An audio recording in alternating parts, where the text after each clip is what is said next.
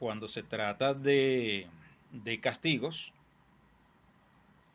y de leyes, se captura a las personas en el cuerpo, porque si fuera simplemente una pena de muerte, eso más bien podría ser una liberación. Es en nuestra creencia, en nuestra doctrina, en nuestra religión, que pensamos que la persona muere y se va al cielo o se va al infierno, pero podría más bien ser liberada de la prisión. De repente, este mundo es un mundo en el que la energía está aprisionada como en lámparas y al liberarla lo que haces es liberar más bien un mal, abrir la caja de Schrödinger y darte cuenta de que el gato sí está vivo, o la caja de Pandora, aún peor. Entonces, esto está relacionado con el I Ching, con la Kabbalah y con el tarot. En el I Ching, pues las lámparas serían los trigramas, las líneas, los elementos.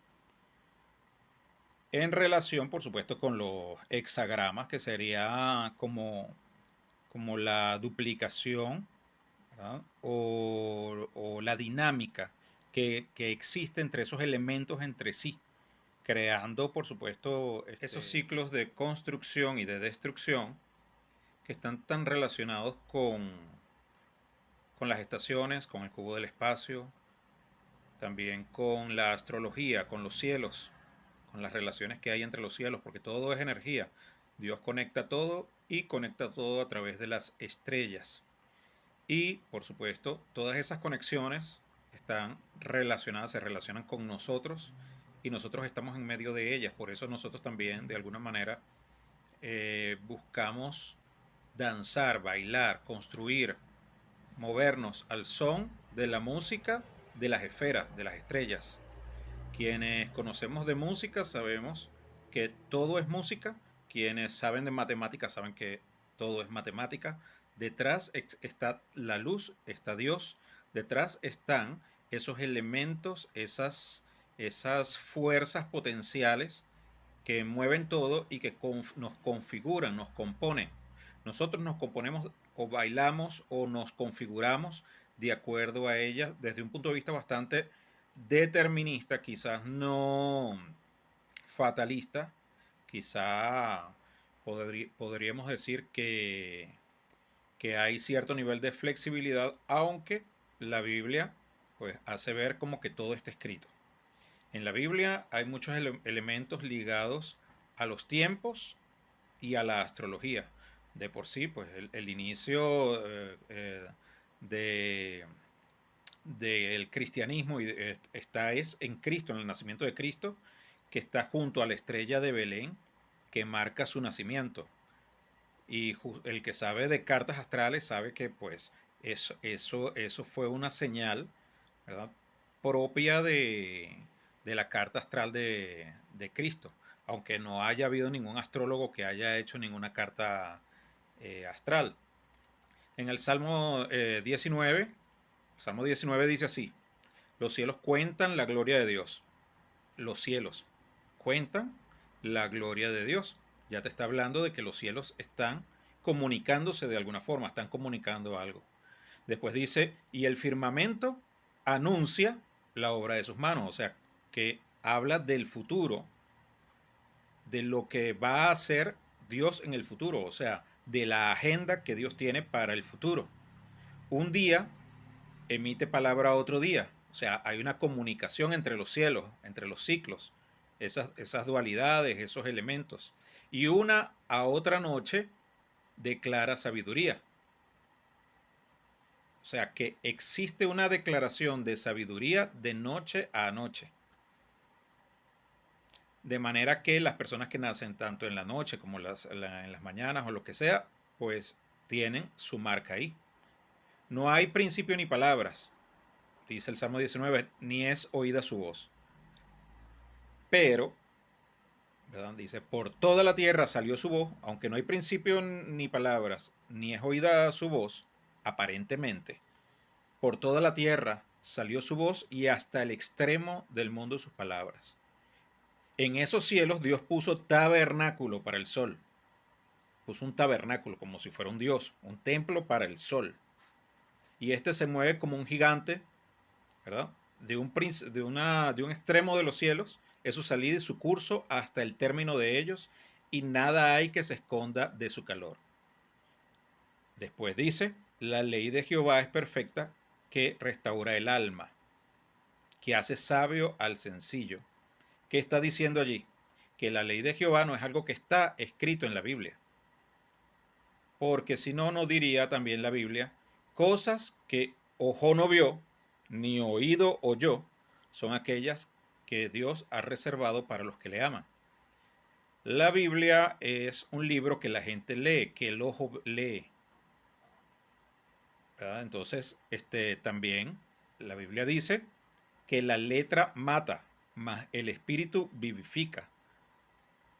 No se trata de la letra, sino del espíritu de la letra como tal, del espíritu, porque es que Dios es espíritu. Y el espíritu nos guía a toda verdad. Entonces, más allá de la letra se encuentra el mundo espiritual de las letras.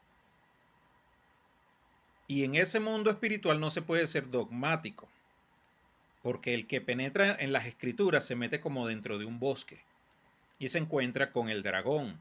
Horrorosa cosa es conocer al Dios vivo, que tiene forma de dragón, porque el Leviatán, que fue su primera creación, fue su primera manifestación, su primera gran obra. Surcaba las aguas universales a través con ese dragón. Así como en la historia sin fin, Falcor y Atreyu y esos personajes de fantasía. Pues no solamente lo dice la Biblia, también lo dicen los chinos.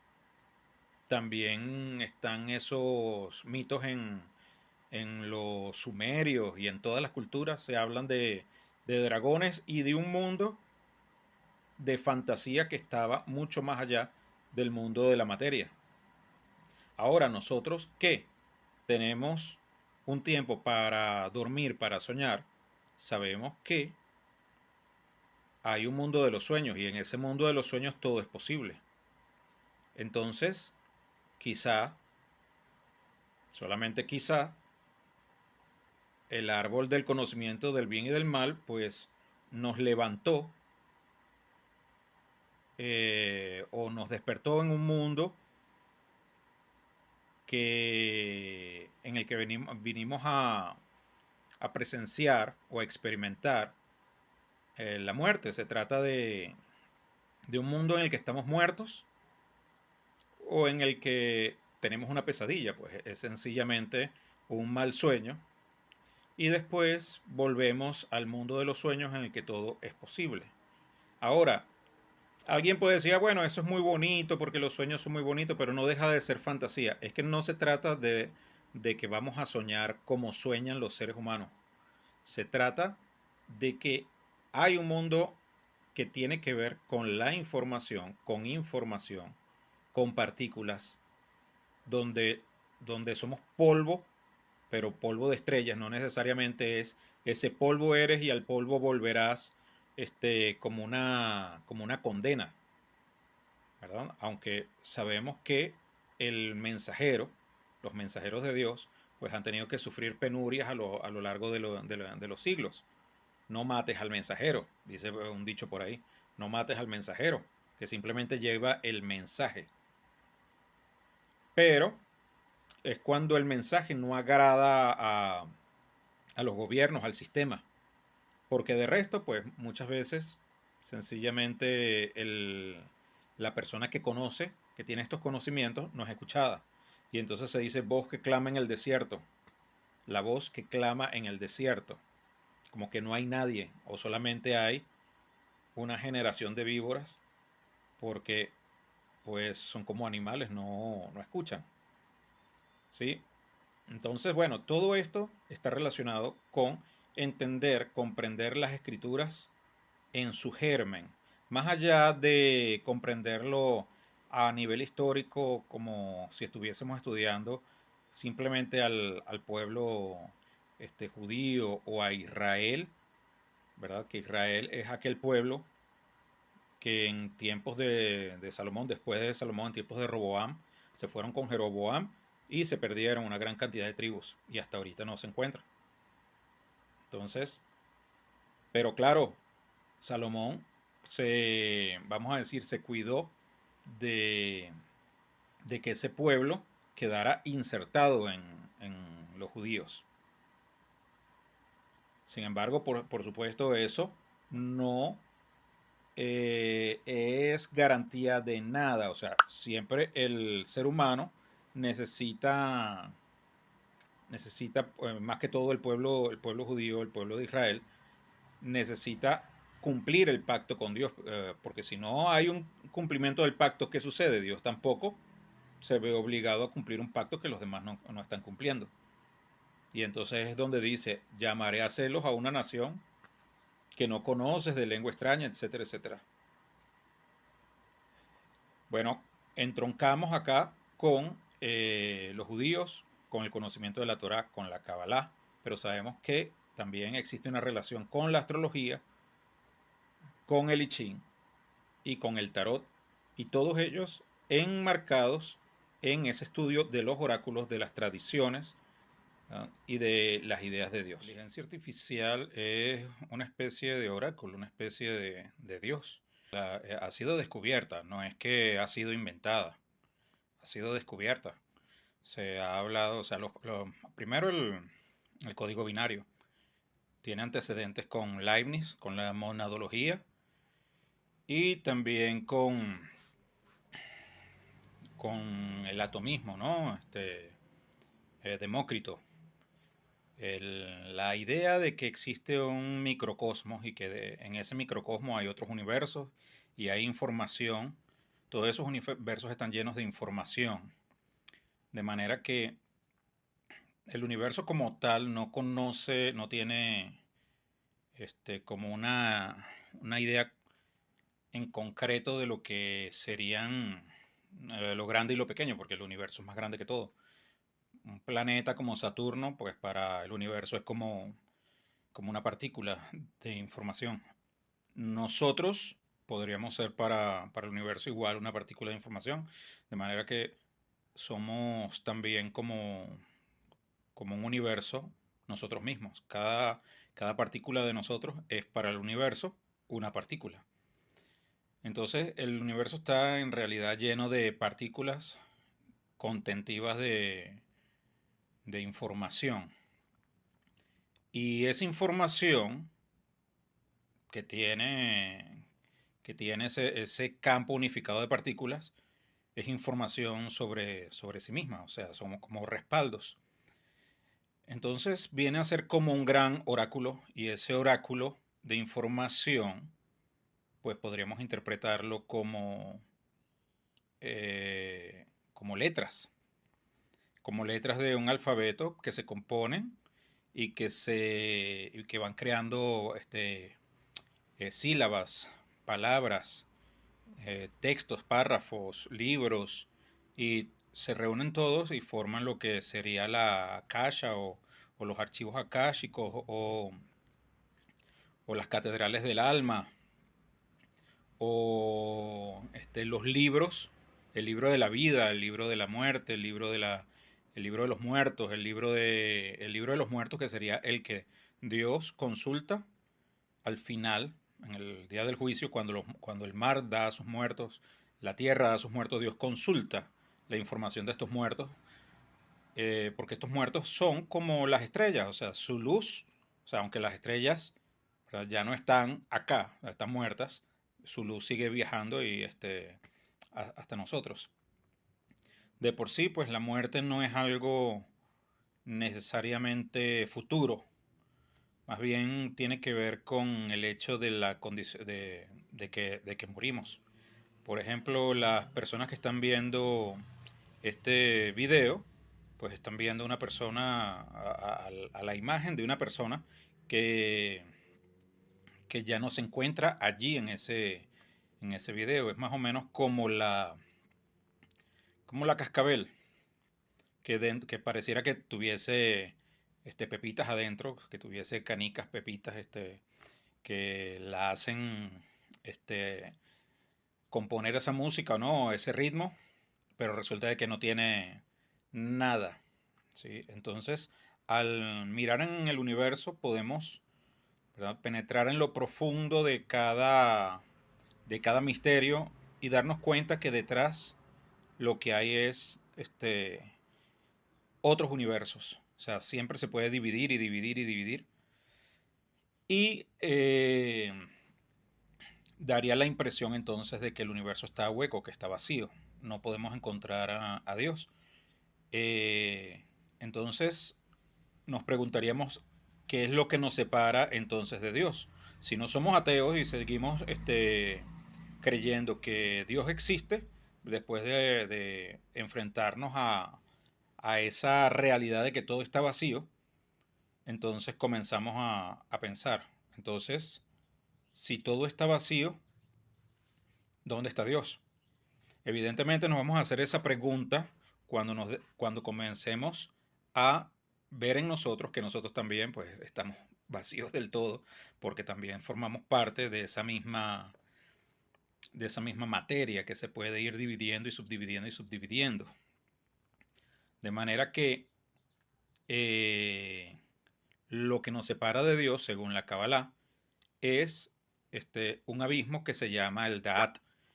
Ese Da'at sería nuestro propio mundo, el conocimiento, pues el conocimiento de nuestro propio mundo, lo que nos separa de las tres esferas superiores, que serían la esfera de Keter, Chokma y Binah. O sea, la corona, la sabiduría que se sienta a la diestra de la corona, y Binah, que sería el Neuma o el viento o el Espíritu Santo, que yo lo asocio con el trigrama Sun. A Chokma lo asocio con el trigrama Chen, el trueno. Y Keter lo asoció con el trigrama de lo creativo, del creador, el trigrama de la luz. De manera que, ¿verdad?, todo este universo se va dividiendo y dividiendo y dividiendo de manera infinita. Y para, para volver a la luz, tendríamos que, o sea, no podría ser por nosotros mismos, no es que nosotros mismos pudiésemos, ¿verdad? Como nadar contracorriente, ¿sí? A menos que nos fuese permitido por ese mismo Dios. O sea, aquí ya estoy yo entrando en la parte bíblica. En la parte bíblica, la idea del gnosticismo como tal parece no gustarle a Dios. Pero entonces habría que preguntarse si ese Dios es realmente Dios. ¿Por qué? Porque resulta que con la inteligencia artificial puede ser lo mismo. Lo que está, ¿verdad?, en germen puede ir creciendo como un árbol y desarrollándose y crecer hasta convertirse en un planeta. De repente alguien podría decir que eso es físicamente imposible, pero en realidad, si todo esto está en el plano de las ideas y es una simulación, una creación de Dios, o estamos en un sueño de Dios, de repente puede ser igual que que el mismo sueño. La realidad puede ser tan maleable como un sueño. Y se podría convertir una persona en una constelación, en una galaxia, en un universo completo. Entonces, eh, ¿qué nos dice o quién nos dice que no ha sido ya así antes?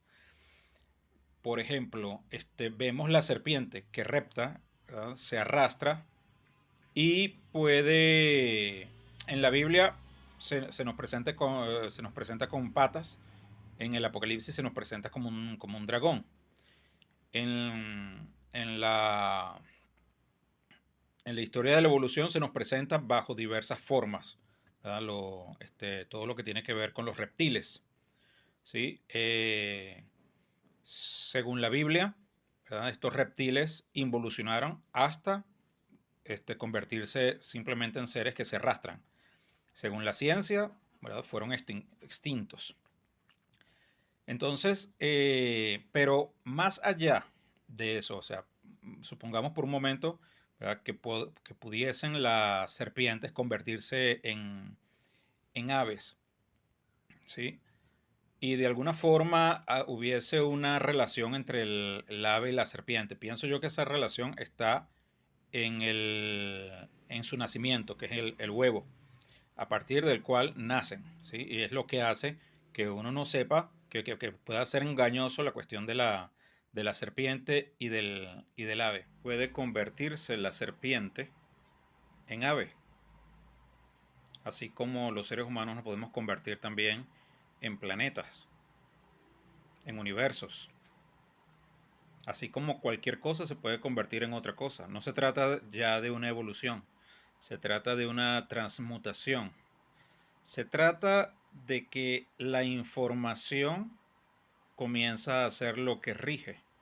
Así como en la inteligencia artificial vemos que en cuestión de un segundo se puede plasmar en un libro lo que una persona tardaría años, simplemente con el aprendizaje automático o la automatización de la información. Podemos ir más allá de la inteligencia, del pensar, del inquirir a lo automatizado. Ya sabemos el mapa, ya podemos actuar incluso hasta mecánicamente. Esa idea de actuar mecánicamente, ¿verdad? Se debe a que comenzamos a seguir leyes, patrones, nos ajustamos a las normas, nos ajustamos a, a la programación.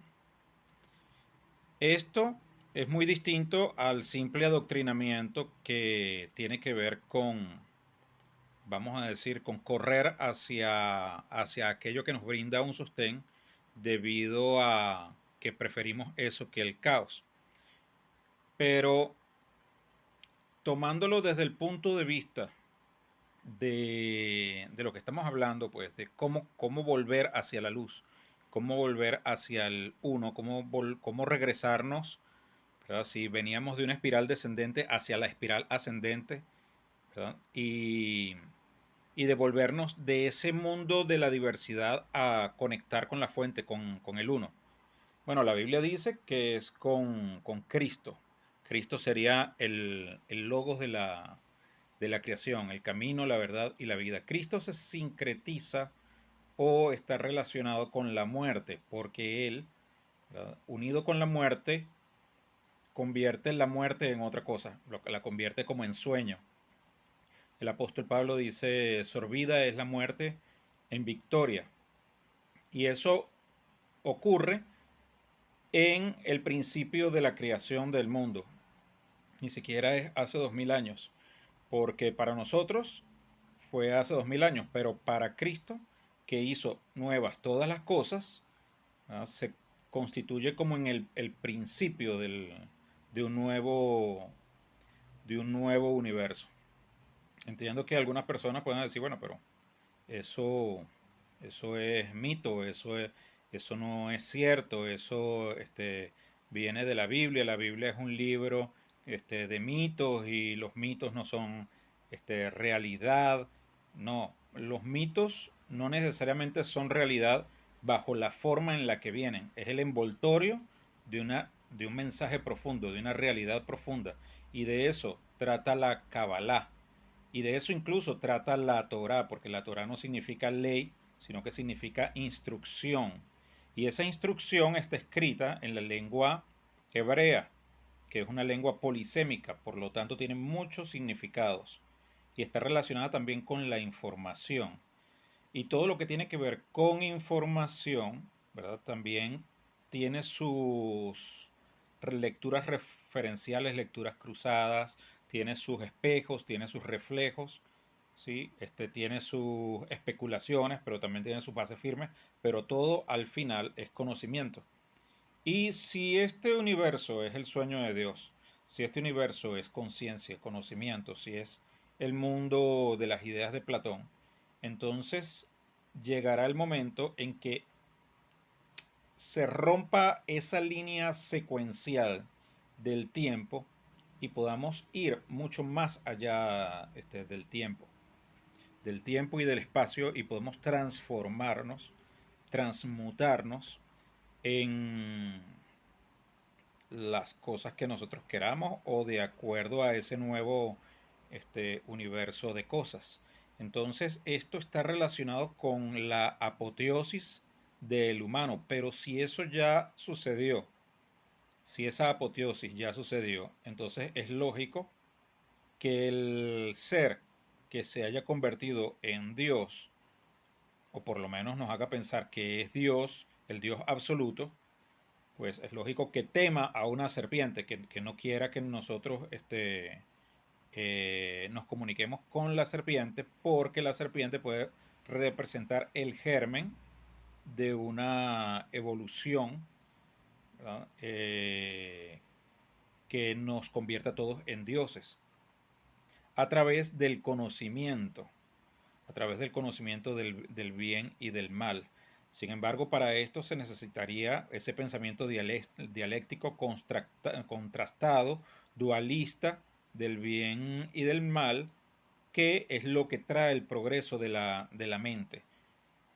Paradójicamente, pues esa contrastación tiene un fin, y cuando ya finaliza, se hace como una revisión y volvemos al principio. Entonces, esto también, lo del bien y del mal, está relacionado con la muerte, porque también la muerte es una experiencia en donde nosotros, más allá de analizar cualquier texto, cualquier información, cualquier experiencia que estamos viendo en el mundo concreto, también la descomposición es una especie de análisis. O sea, comenzamos a dividir, ¿verdad?, nuestro propio cuerpo, a descomponernos en nuestros elementos y descomponernos en partículas. Si las partículas están llenas de información, entonces allí somos uno con la información, y nuestra conciencia debe unificarse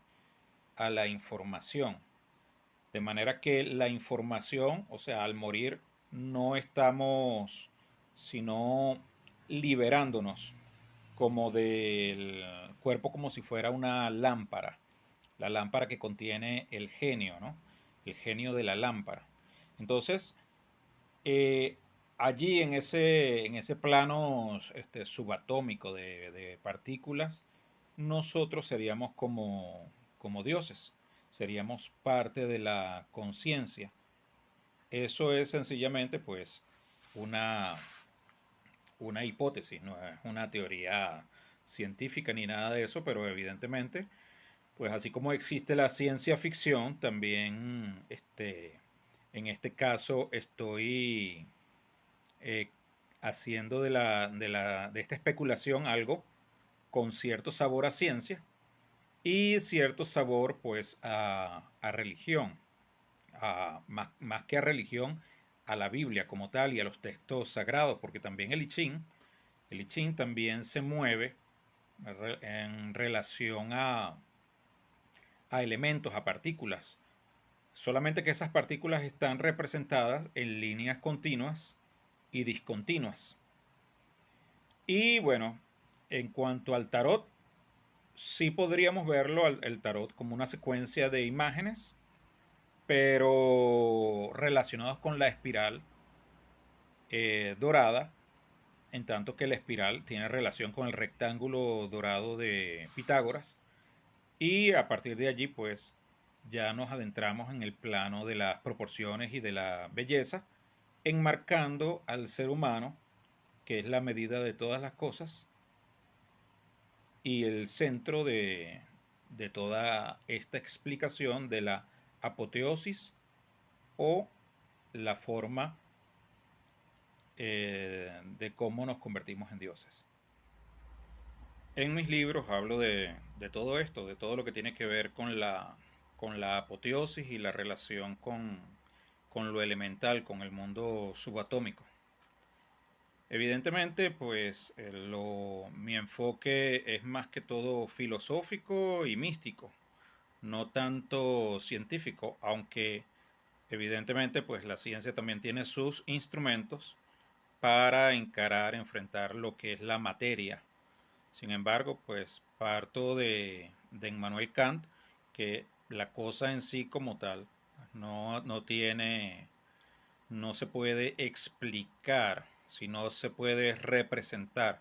El misterio del universo es profundo. La única forma como podemos hacerlo más amigable es a través de la idea que tenemos de Dios.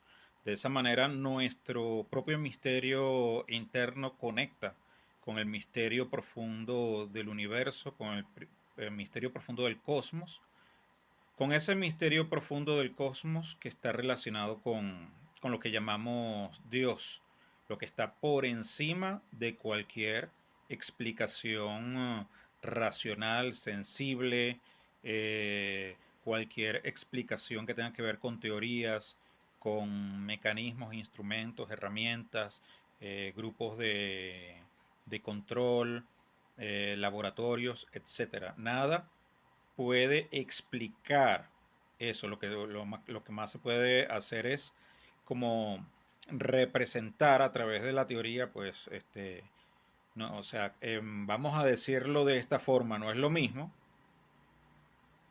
hablar del descubrimiento de un planeta en otra galaxia que ir hacia allá y viajar y conocerlo. Como dice el dicho, no es lo mismo hablar del diablo que verlo llegar.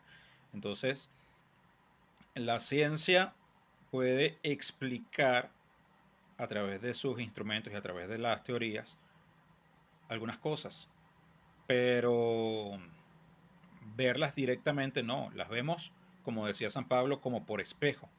Y la ciencia utiliza, ¿verdad?, la herramienta estadística, las estadísticas que son su oráculo. El oráculo de la ciencia es la estadística. Partimos de un universo, ¿verdad?, una población, se hace un muestreo, esa muestra es como una especie de espejo de ese macro espejo de la realidad que sería el universo. El universo en la estadística sencillamente son datos que representan al universo real, ni siquiera es el universo en sí. Es como una representación de ese universo. La población proporcionalmente sería más pequeña en relación a ese todo. Sería, vamos a decir, como la tercera parte, vamos a decir así, y la muestra sería como una tercera parte de la tercera parte. Es decir, volvemos a la idea de la espiral y de conectar con el todo a través de lo microscópico, del microcosmos, de la partícula. Siendo que ahorita, tanto en este siglo como en el pasado, comenzamos a desarrollar la tecnología en relación a lo nuclear, habría que pensar que Dios, o por lo menos aquellos seres que hayan evolucionado, puedan temer nuestras acciones, así como nosotros podemos temer simplemente a un microbio o a un microorganismo o a un átomo este, dividido, ¿no? La cuestión de la fisión del átomo es igual que lo de la lámpara de Aladino y el genio, una gran cantidad de energía que se encuentra acumulada y se libera. Por eso la idea de la muerte aquí se transforma en la liberación de, de todo ese potencial, de toda esa energía que nosotros tenemos.